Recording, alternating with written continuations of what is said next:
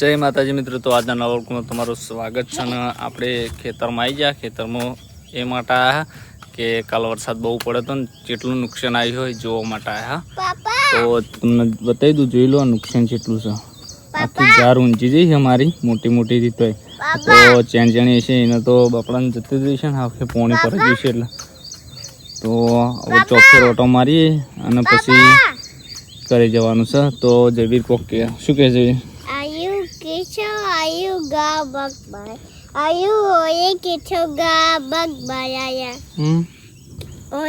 किशो तो काया थे हाँ नहीं किशो काया था तू हाँ हाँ काया थे किशो अब एफल ले आज ये मारे यहाँ लुकड़ा जो कर हाँ आ रही हो आज वो बेही जो ऊपर चढ़ी जो खाली આપણે બેહવા જોઈએ તો વાંટો કરી દે। હા અમારે વાગલે ના દેવાય બેટા, ના દેવાય। આ લબડી જો આ આ લબડી જો અમારે રાધે જેવી ના દેવા બેટા। પાગલ સજુજી માં લુકડે ચો કરે આખો ગારો ગારો કરે। તન હું લોગ ઉતારવાલું હાલ અમારે ઉતારવા दे मानवा।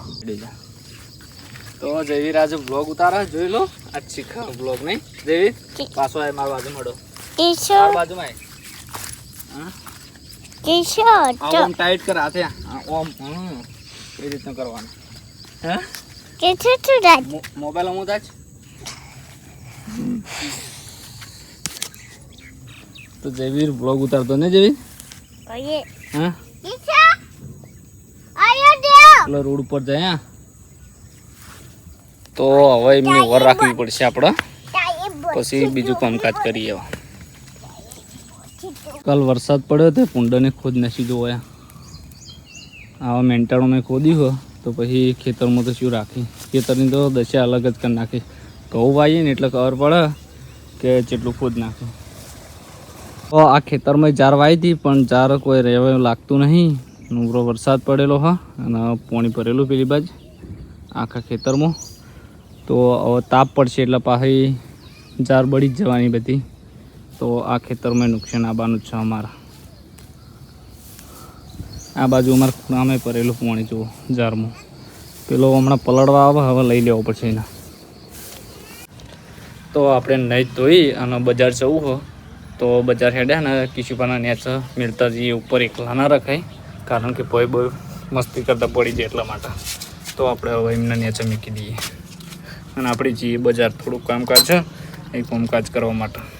તો આપણે હેડ્યા કરે અને આ હેડ્યા ગોગ મારા દે પર દર્શન કરવા માટે। અમારા ભાઈઓના પપ્પા તો આ દુકાન ઉપરથી અમારી ઇલેક્ટ્રિકની વસ્તુ લેવાની લઈ લીધી, જોઈ લો। અને ભાઈ બન આખે છે એ પપ્પા જે છે પર દર્શન કરવા માટે ગોગ મારા દે। તો હવે નીકળી આપણે કરી બરાબર ને ઘર જવા દો સ્પેશિયલ બ્લોગ ઉતારવા પાછળ બેઠવાનું। તો બજારમાંથી હવે નીકળવાનું છે સીધા કરી। તો આપણે નોકરી પર આવતા રહ્યા અને આજે બજારમાંથી શું વસ્તુ લાવ્યા એ બ્લોગની અંદર એડ કરી દીધી છે, તમને બતાવી દેવું। આપણે ઘરે ઓપન નહોતું કર્યું એટલા માટે બ્લોગમાં નહીં લીધું। ઓપન કરો તો લઈ લો, પણ ઓપન કરવાનો ટાઈમ મળે તો કેમ કે ઉજાગરો હતો તે ઊંઘ આવી હતી, તે ઊંઘી જતા બ્લોગે સ્ટાર્ટ કરે નહીં। આજ બજારમાંથી આવીશ તો જમી અને ઊંઘી જતા આરામ કર્યો। પછી પોતના 6 વાગે ઉઠ્યા હતા, પછી છોકરા આગળ ટાઈમ કાઢી અને સીધા નોકરી પર આવતા રહ્યા જમીન। તો અત્યારે જે કામકાજ છે મારું રોજનું રૂટીનનું એ કામકાજ મેં પતાવી દઉં અને પછી બ્લોગ કન્ટિન્યુ કરું। તો આપણે ઓફિસની બહાર આવ્યા હતા ને બહાર સવારે એક્સિડન્ટ થયું, એ તમને બતાવું। અમારા પંપે શું નુકસાન આવ્યું એ તમને બતાવી દઉં। કાલ કમ્પ્લીટ હતું ને આજે સવારે એક્સિડન્ટ થઈને તૂટી ગયેલું મારી આખું અંગ જબરજસ્ત તૂટી। પાઇપ તૂટતો નાખી કોઈક ગાડીવાળો ડાયરેક્ટ સીધો એકાણે એને બેસી ગયો। આ બાજુથી આવતો હતો અને આ બાજુ સીધું કાઢી દીધી ગાડી, તે આ તોડી નાખી। આટલું બિલ્ડિંગ હતું, બિલ્ડિંગ તોડી નાખી। હવે જે ભાઈ હાજર હતો એ ભાઈને પૂછીએ થોડી ગાડીઓ પર ગાડી પરી રહે પછી અમે બાજુ આવો એટલે આપણે એનો અભિપ્રાય લઈ લઈએ। હા તો મારા ભાઈ આવી ગયો અભિપ્રાય આવવા માટે। આપણે પેલું એક્સિડન્ટ થયું એનો તો કઈ રીતનું એક્સિડન્ટ થયું પછી તમે મને જણાવો એટલે હું બ્લોગની અંદર એડ કરું. બોલો. ભૈયા રોંગ સાઈડ આવ્યા હા અને આપણો પિલર કહેતા કે ભાઈ ઠોકી બરોબર પૂર્ણ વગાડીશ કે ભાઈએ સીધો રેસ આપી દીધો અને ગાડી એંગલે ઠોકાણી એંગલ તોડી નાખી.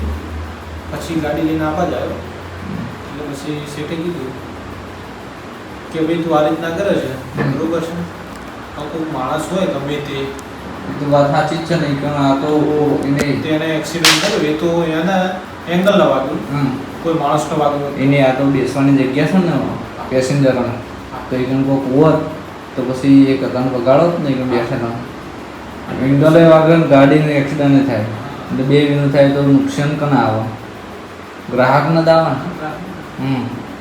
તો સારું કહેવાય કોઈ હતું નહીં. આજના સીએનજી પંપે પી ના હોય કેમ કે પબ્લિક વધારે હોય એટલે નશાની હાલતમાં હતો એમ. નશાની તો નશાની હાલતમાં ગાડી ઠોકી છે નહીં. એને સબક શીખવાડવા માટે પૈસા લેવામાં એને સબક શીખવાડવા માટે કહેવાનો મતલબ હતો આપણો કહેવાનો મતલબ એવો હતો કે તું ભાઈ આ પિન આ રીતના આવ્યો તો કોઈ માણસને તે અડાડ્યું હોત તો શું કરી લે તો એમ જ કે ભાઈ હું પીધેલું છું થઈ ગયું.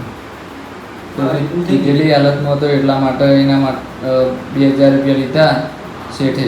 એ તરમાતામાં વાપરશે એ તો તરમાતામાં વાપરશે એની 4 લાઈન ચકલન 4 લાઈન નાખી દે તો ખબર એટલા માટે પછી ગેસ ના પડે એને ગેસે ના પડે એને ખબર પડે વાત સાચી એને ગેસે ના જોડે આવ્યો તો એને પૈસા આપ્યા.